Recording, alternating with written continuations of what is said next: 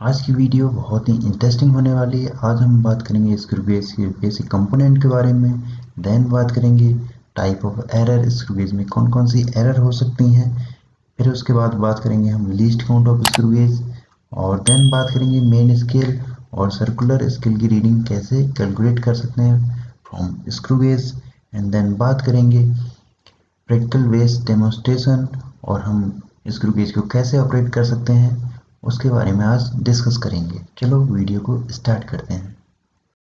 चलिए डिस्कस कर लेते हैं स्क्रू गेज के कंपोनेंट के बारे में। स्क्रू गेज में क्या क्या कंपोनेंट हैं। सबसे पहले ये जो स्क्रू गेज में लिखा हुआ है ये बताता है कि हमारा जो स्क्रू गेज है वो किसी ऑब्जेक्ट की चाहे लेंथ और डायमीटर हो वो मैक्सिमम कितना मेजर कर सकता है। तो ये कितना मेजर कर सकता है, 15 mm तक मेजर कर सकता है।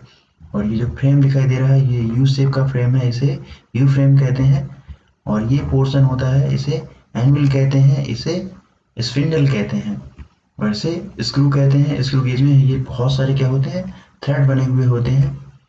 और ये होता है हमारा मेन स्केल होता है। मेन स्केल के बाद ये सर्कुलर स्केल हो गया। सर्कुलर स्केल में जिस स्क्रू गेज का हमने यूज किया है उसमें 100 डिवीजन है।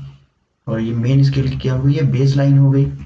और और मेन स्केल जिस स्क्रू गेज के जिस पोर्शन में बना हुआ होता है उसे स्लीव कहते हैं। ये हो गया रिचेट। रिचेट की सहायता से हम जो एनविल और स्पिंडल वाले पोर्शन को बहुत ही आसानी से क्लोज या फिर ओपन कर सकते हैं। जब रिचेट को एंटी क्लॉकवाइज डायरेक्शन में घुमाते हैं तब एनविल और स्पिंडल वाला पोर्शन ओपन होने लगता है।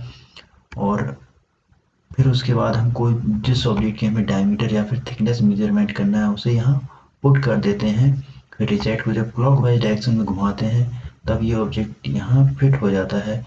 और उसके बाद हम मेन स्केल और सर्कुलर स्केल की वैल्यू को नोट कर लेते हैं, और उसकी सहायता से हम ये जो भी ऑब्जेक्ट है उसका हम डायमीटर या फिर थिकनेस मेजरमेंट कर सकते हैं। तो हम डिस्कस कर लेते हैं least count of screw gauge. Screw gauge का लीस्ट काउंट क्या होता है। लीस्ट काउंट का मतलब ये है कि हमारा जो स्क्रू गेज है वो किसी ऑब्जेक्ट की चाहे लेंथ हो, डायमीटर हो या थिकनेस हो, वो मिनिमम किस रेंज तक मेजर कर सकता है। और यहाँ लीस्ट काउंट का हमारे पास फॉर्मूला है pitch of screw gauge over total number of division on circular scale. अब हम डिस्कस कर लेते हैं कि पिच ऑफ स्क्रू गेज क्या होता है। हमें पता है कि स्टार्टिंग में जो सर्कुलर स्केल का जो जीरो वाला डिवीजन है वो मेन स्केल की बेस लाइन से कॉन्साइड होता है। अब जब सर्कुलर स्केल को एक राउंड रोटेट कराते हैं तो वो कितना मूव हुआ वही क्या कहलाता है, पिच ऑफ स्क्रू गेज कहलाता है। जैसे हम स्टार्टिंग में देखते हैं कि जो सर्कुलर स्केल है वो मेन स्केल के जीरो वाले डिवीजन में होता है। अब जब इसे एक राउंड रोटेट कराते हैं सर्कुलर स्केल को तब वो कहाँ पहुँच जाता है, मेन स्केल के फर्स्ट वाले डिवीजन में पहुँच जाता है। यही क्या कहलाता है, पिच ऑफ स्क्रू गेज कहलाता है। अब जब इसे फिर से एक राउंड और रोटेट कराते हैं तब कहाँ पहुँच जाएगा, मेन स्केल के सेकंड वाले डिवीजन में पहुँच जाएगा। या हम आसान शब्दों में ये भी कह सकते हैं कि जब सर्कुलर स्केल को एक राउंड रोटेट कराने में उसने मेन स्केल के कितनी डिवीजन को कवर किया वही क्या कहलाती है, पिच ऑफ स्क्रू गेज। यहाँ हमने pitch of screw gauge calculate कर ली। अब हमें पता है कि स्क्रू गेज का लीस्ट काउंट का फॉर्मूला होता है pitch of screw gauge over total number of division on circular scale. तो पिच हमारे पास कितनी है, 1 है। और सर्कुलर स्केल में कितने डिवीजन है, जिस हमने स्क्रू गेज का यूज किया है उसमें कितने डिवीजन है, 100 डिवीजन है। तो 1/100। जब 1 को 100 से डिवाइड करेंगे तो हमारे पास लीस्ट काउंट निकल के आ गया 0.01 mm और 0.001 सेंटीमीटर। अब हम वर्नियर कैलिपर और स्क्रू गेज का कंपैरिजन करके देख लेते हैं। अगर आप वर्नियर कैलिपर के बारे में और इन्फॉर्मेशन चाहते हैं तो उसका वीडियो हमने प्रीवियस लेक्चर में बना रखा है जिसका लिंक हमने डिस्क्रिप्शन में दे रखा है।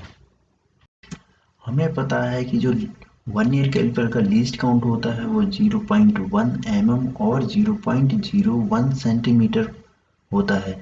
इसका मतलब ये है कि हम वर्नियर कैलिपर से अगर किसी ऑब्जेक्ट की चाहे थिकनेस हो, लेंथ हो या फिर डायमीटर मेजरमेंट करना चाहते हैं तो वो डेसिमल के, अगर हम mm में मेजरमेंट कर रहे हैं तो फर्स्ट प्लेस तक मेजरमेंट करेगा, अगर सेंटीमीटर में मेजरमेंट कर रहे हैं तो वो सेकंड प्लेस तक मेजरमेंट करेगा। और इसी प्रकार हम अगर स्क्रू गेज का यूज करें तो स्क्रू गेज का हमें लीस्ट काउंट पता है कि लीस्ट काउंट कितना है, 0.01 mm और 0.001 इसका मतलब ये है कि अगर हम स्क्रू गेज का यूज़ करके किसी ऑब्जेक्ट की चाहे थिकनेस हो, डायमीटर हो, उसको मेजरमेंट करना चाहते हैं तो वो डेसिमल के सेकंड प्लेस तक मेजर करेगा अगर mm में मेजर कर रहे हैं, और अगर सेंटीमीटर में मेजर कर रहे हैं तो वो थर्ड प्लेस तक मेजर करेगा। अब हम डिस्कस कर लेते हैं error on screw gauge. Screw gauge में क्या क्या एरर हो सकती हैं।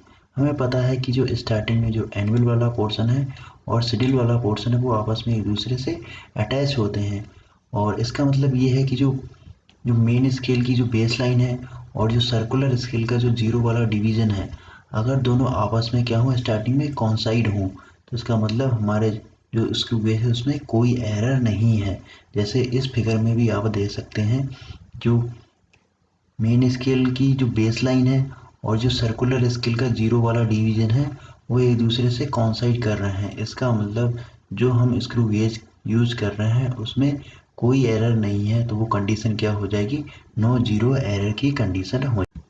अब अगर हम स्क्रू गेज का लैब में ज़्यादा यूज कर लेते हैं, कुछ ना कुछ उसमें एरर आने के चांस हो जाते हैं। तो स्क्रू गेज में कौन कौन सी एरर हो सकती हैं उसके बारे में डिस्कस करते हैं। तो सबसे पहले डिस्कस कर लेते हैं कि जो स्क्रू गेज में कौन सी एरर हो सकती है, पॉजिटिव जीरो एरर।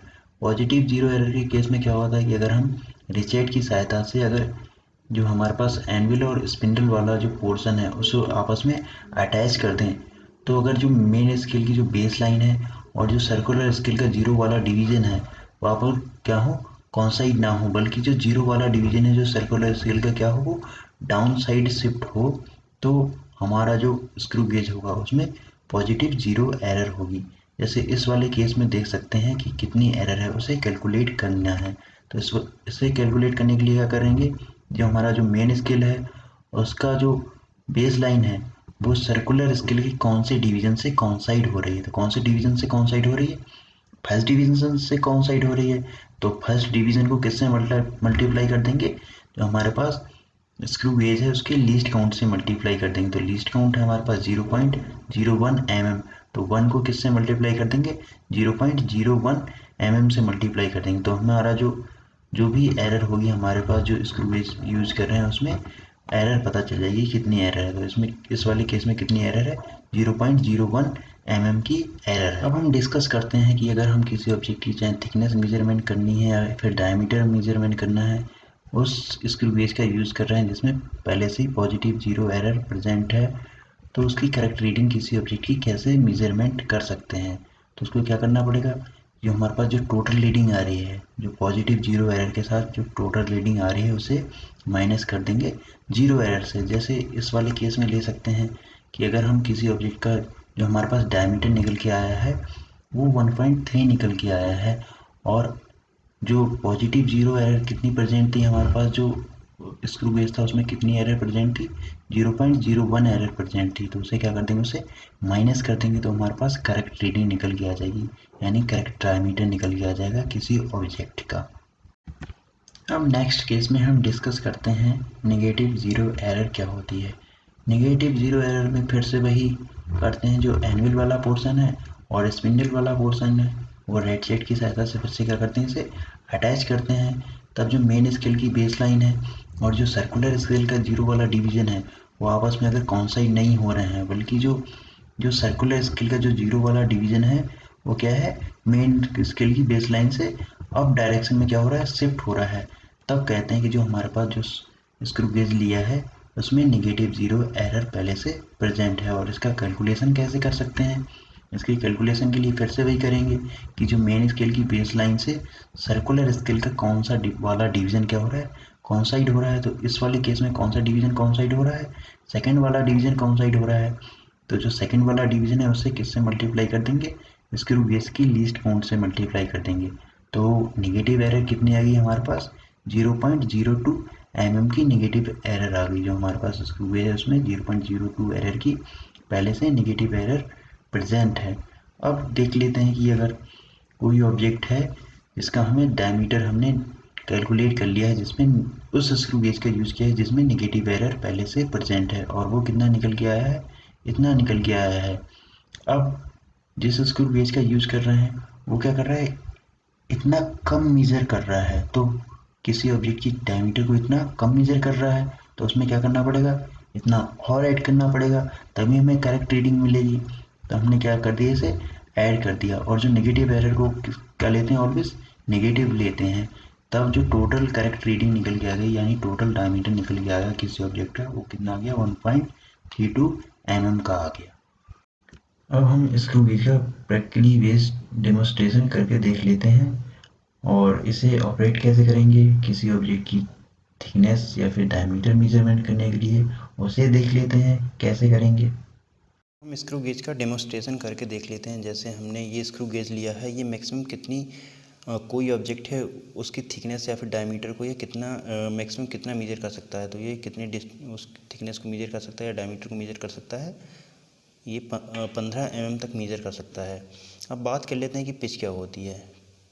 तो जो हमारे पास ये जो सर्कुलर स्केल है, सर्कुलर स्केल को अगर एक राउंड घुमाने में, जैसे यहाँ देख सकते हैं हम सर्कुलर स्केल का जो जीरो वाला डिवीज़न है और जो अंदर मेन स्केल है उसका डिवीज़न क्या है, आपस में ये क्या है, कॉन्साइड है। अब इसे एक राउंड घुमा रहे हैं एंटी क्लॉकवाइज, जब एक राउंड घुमा रहे हैं इसे, देखो ये एक राउंड घुमाया तो ये कितना मूव किया, जो सर्कुलर स्केल है वो कितना मूव किया, तो ये क्या हो गई, पिच हो गई। और वो कितनी मेन स्केल की कितनी डिस्टेंस कवर करी उसने, 1 mm की डिस्टेंस कवर करी। ऐसे और घुमाएंगे, इसे एक राउंड और घुमाएंगे, सेकेंड राउंड घुमाया तो ये कितनी डिस्टेंस को कवर कर लिया। देखो यहाँ देख सकते हैं आप कि ये इसने 2 mm की डिस्टेंस को कवर कर लिया है। तो यही क्या होता है, इसका पिच कहलाता है। जो हमने स्क्रू गेज लिया है वो इसका पिच कहलाता है। जैसे कोई ये ऑब्जेक्ट इसकी थिकनेस या फिर डायमीटर को मेज़र करना है, तब क्या करेंगे, जो हमारे पास जो इस रिचेट वाला पोर्शन है इसे क्या करेंगे, एंटी क्लॉकवाइज डायरेक्शन में रोटेट कराएंगे। तो जो एनविल वाला पोर्शन है और सिडल वाला पोर्शन क्या होने लगेंगे, ओपन होने लगेंगे। और यहीं किसी ऑब्जेक्ट, जैसे ये ऑब्जेक्ट है, इसे यहाँ क्या कर देंगे, फिक्स कर देंगे। जब फिक्स करेंगे तो जैसे फिक्स करने के लिए क्या करेंगे, फिर से इसे क्या करेंगे, क्लॉकवाइज डायरेक्शन में रोटेट कराएंगे। जब क्लॉकवाइज डायरेक्शन में ऐसे रोटेट करा रहे हैं, अब देखो स्क्रू गेज से क्या होने लगेगी, आवाज़ आती है, ये एक दो बार आवाज़ आती है और यहीं जो है हम रिचेट को रोक देंगे। और यहाँ से मेन स्केल, जो ये मेन स्केल है और सर्कुलर स्केल की वैल्यू को हम नोट कर लेंगे। ये कोई ऑब्जेक्ट है, इसकी अगर थिकनेस या फिर डायमीटर को मेजर करना है तो इसे क्या करेंगे, फिर से हम जो एनविल और जो सिडल वाला जो पोर्शन है उसके बीच क्या कर देंगे, इसे फिक्स कर देंगे। और वो इसे क्या करेंगे, हम फिर से इसे जो रिचेट की सहायता से क्लॉकवाइज डायरेक्शन में रोटेट कराएंगे और फिर से इसमें से आवाज़ आएगी जो, और यहाँ यहीं क्या कर देंगे, रिचेट को रोक देंगे। और यहाँ से हम मेन स्केल और सर्कुलर स्केल की वैल्यू को नोट डाउन कर लेंगे। और यहाँ से हम क्या निकाल सकते हैं, फिर जो भी हमने ऑब्जेक्ट लिया है इसकी थिकनेस या फिर डायमीटर कितना होगा। स्क्रू गेज से हमने किसी ऑब्जेक्ट का प्रैक्टिकल बेस्ड डेमोस्ट्रेशन देख लिया। अब हमें वहाँ से मेन स्केल और सर्कुलर स्केल की रीडिंग हमने फाइंड आउट नोट डाउन कर ली है। अब उनको कैसे कैलकुलेट करेंगे, तो हम जैसे ये ऑब्जेक्ट है, इस फिगर में देख सकते हैं ये ऑब्जेक्ट है, इसका हमें क्या निकालना है, डायमीटर निकालना है। तो उससे पहले हमें क्या निकालना पड़ेगा, मेन स्केल और सर्कुलर स्केल की रीडिंग। तो उन्हें नोट डाउन करने के लिए क्या करेंगे, जैसे ये ऑब्जेक्ट है इसको जूम आउट करके देख लेंगे, तो हम यहाँ से मेन स्केल और सर्कुलर स्केल की रीडिंग को फाइंड आउट कर सकते हैं। जैसे मेन स्केल की रीडिंग के लिए क्या करेंगे कि हमें जो मेन स्केल के कितने डिवीज़न विजुअल हो रहे हैं, तो हम यहाँ देख सकते हैं कि हम कितने डिवीज़न विजुअल हो रहे हैं, हमें 5 डिवीज़न विजुअल हो रहे हैं। इसका मीनिंग है कि जो मेन स्केल की रीडिंग कितनी आ गई, 5 आ गई। ऐसे हमें क्या करना है, सर्कुलर स्केल की रीडिंग फाइंड आउट करनी है। सर्कुलर स्केल की रीडिंग फाइंड आउट करने के लिए क्या करेंगे कि जो सर्कुलर स्केल का कौन सा डिवीज़न मेन स्केल की बेस लाइन से कौन साइड हो रहा है, तो कौन सा डिवीज़न कौन साइड हो रहा है, यहाँ देख सकते हैं थर्ड डिवीज़न कौन साइड हो रहा है। तो जो थर्ड डिवीज़न आया है उसको अगर सर्कुल जो हमारे पास स्क्रू गेज है उसकी लीस्ट काउंट से मल्टीप्लाई कर देंगे, तब हमें जो है सर्कुलर स्केल की रीडिंग मिल जाएगी। तो सर्कुलर स्केल की रीडिंग कितनी आ गई हमारे पास, 0.03 आ गई। और हमें अब टोटल रीडिंग कैलकुलेट करनी है, तो टोटल रीडिंग कैलकुलेट करने के लिए क्या करेंगे, मेन स्केल की रीडिंग प्लस सर्कुलर स्केल की रीडिंग। तो टोटल रीडिंग कितनी आ गई, 5.03। ऐसी और भी रीडिंग हम नोट डाउन कर लेंगे और उनका एवरेज निकाल सकते हैं। तो इससे क्या निकाल सकते हैं, किसी ऑब्जेक्ट का डायमीटर या फिर थिकनेस हम बहुत ही आसानी से कैलकुलेट कर सकते हैं। फिजिक्स से रिलेटेड वीडियो देखने के लिए आप हमारे चैनल लाइट ऑफ फिजिक्स को सब्सक्राइब करें और साथ ही साथ बेल आइकन को प्रेस करें।